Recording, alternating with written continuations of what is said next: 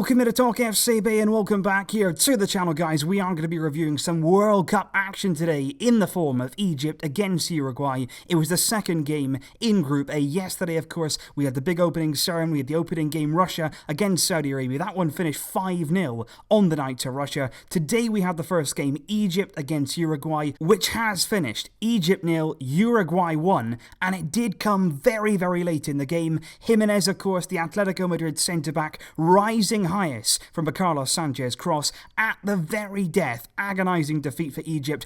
Ecstasy, really, for Uruguay, who get the win here. And just about, you would say, they did deserve it in the end. But in this video, we are going to be going over the game in a bit more detail and also, of course, looking at our own perspective in terms of how did our own player get on in this game, Luis Suarez. And it was a pretty bad day at the office, let's say that, for Luis Suarez. But we are going to be coming on to that and more, and I will be trying to review as many games as possibly can on the World Cup, especially if they do contain Barcelona players. Argentina in action tomorrow. They take on Iceland in Messi's first World Cup game this time around. But in terms of Egypt against Uruguay, on the day, Uruguay, of course, were the ones trying to score the goals. They were the ones going forward, committing members. Egypt pretty much happy to stay back. They were very solid. You've got to give credit to Egypt here. They were very defensively solid. They were organised. It wasn't really, you look at Saudi Arabia yesterday and they were badly organised. It was bad defending. Today, though, from Egypt, it was very good. For most of the game, they really kept Uruguay at bay. Their goalkeeper, to be fair to him, he had to make some fantastic saves. There was one in the second half from Edison Cavani. There was really good build-up play. Him and Suarez combined.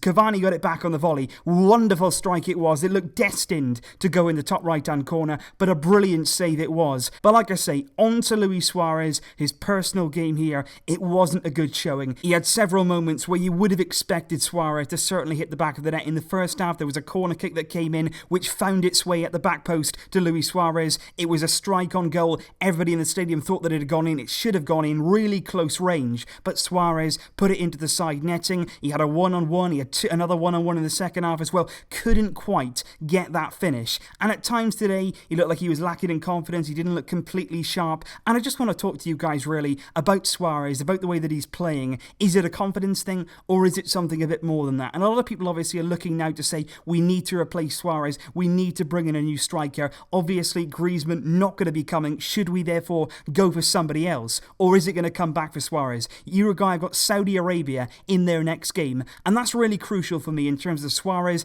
and Uruguay's tournament. Suarez in that game for me has to play. If he can score, that would be fantastic. Just to give him a bit of confidence. Because I think right now, he's very, very low. And it was the last really of his clear-cut chances, which really stays with me. Suarez was in on goal. He knew that he was in on goal. Everybody there knew that it was one-on-one with the goalkeeper. And he had so many chances, so many seconds where he could have taken on the shot. But he didn't. He waited and waited and waited like he just wasn't confident enough to take on that strike. And in the end, the goalkeeper came out, smothered the ball. The chance was gone. Suarez wasted it. And that's what just makes me think maybe it's not so deep. A lot of people are saying, you know, he's finished. But we know Suarez. He goes through moments like this. He goes through patches like this in his career, at Barcelona, even at Liverpool, where he can go from fits and starts. 1 minute he'll look terrible, like he can't even control a ball, and the next minute he'll be scoring goals that you didn't even imagine was possible. And I think looking at that, you would say that today he could have quite easily scored a hat-trick. He was in all the right positions, he made the right runs, he got on the end of things, his positioning was good.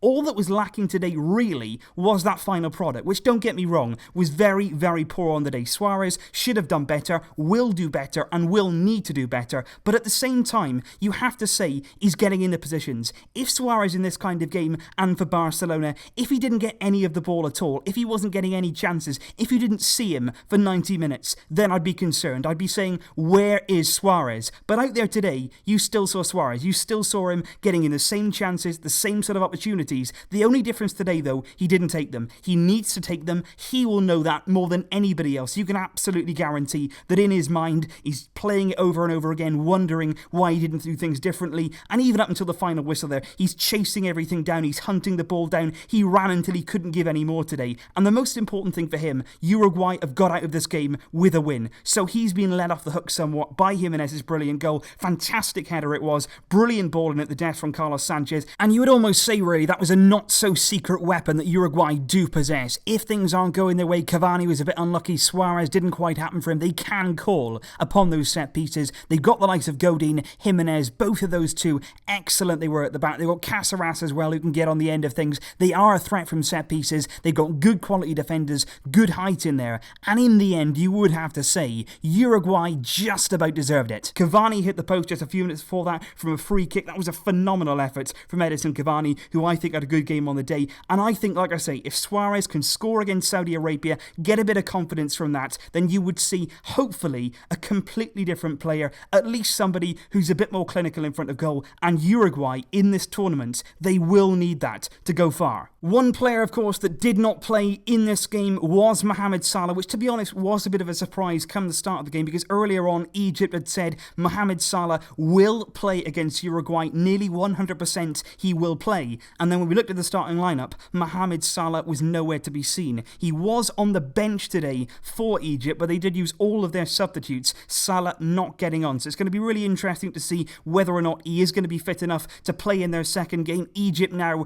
will go and play Russia in their second game. Uruguay, like I say, will be taking on Saudi Arabia. And that end game now in the group, Uruguay against Russia, in both of their third games, that game already is looking very, very interesting indeed. Uruguay and Russia right now, both on 3 points. But the big thing you look at with Russia's point of view is they've got that fantastic goal difference right now. 5 goals against Saudi Arabia without reply. They kept a clean sheet. Uruguay today just scraping through this game. It's going to be interesting to see whether Saudi Arabia can get themselves looking a bit more solid in that second game against Uruguay in the next match day, or whether Uruguay will pick up some good goals for themselves, and hopefully in the process Luis Suarez can getting on the score sheet. In terms of today, there are 2 more games that are going to be taking place, and it is the start of Group B. Morocco against Iran will be taking place now very, very shortly indeed. 2 teams that we have looked at very extensively on the channel, 2 teams who are very defensive minded, defensive orientated, and very, very organised. So that one's going to be a really close affair, quite tense, quite like this game really. I wouldn't expect many goals from that game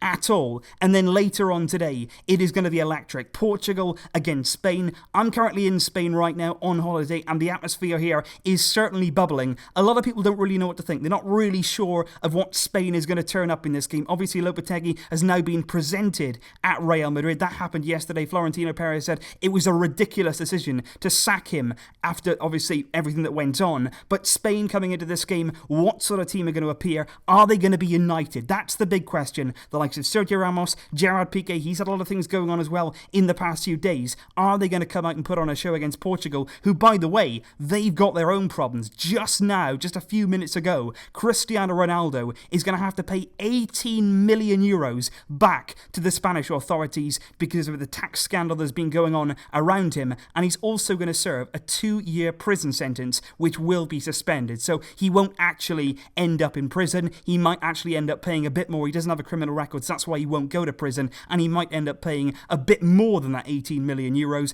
just to avoid any further sanctions. But big problems really for Portugal and Ronaldo, and also uncertainty surrounding Spain. So boy, have we got a lot to look forward to with this World Cup. It has only just kicked off. We are only 2 games in to the World Cup right now, but already there is so much drama, there's so much incredible things happening, and hopefully now we can see some really good football, some brilliant goals, and a lot of action coming up in the next few days. And like I say, I will try to keep you guys as updated as I possibly can. I'm returning from holiday tomorrow, come home about lunchtime, should see that Argentina game as I get home, and hopefully we can see some magic from Lionel Messi. Hopefully his Argentina colleagues can keep him company, can keep Argentina going, and we will see a good tournament. Also, I should mention that in tomorrow morning's fixtures, before that Argentina game, France will be taking on Australia. Antoine Griezmann in action, not that we need to worry about that, but also, of course, Samuel Umtiti and Ousmane Dembele. Both of those players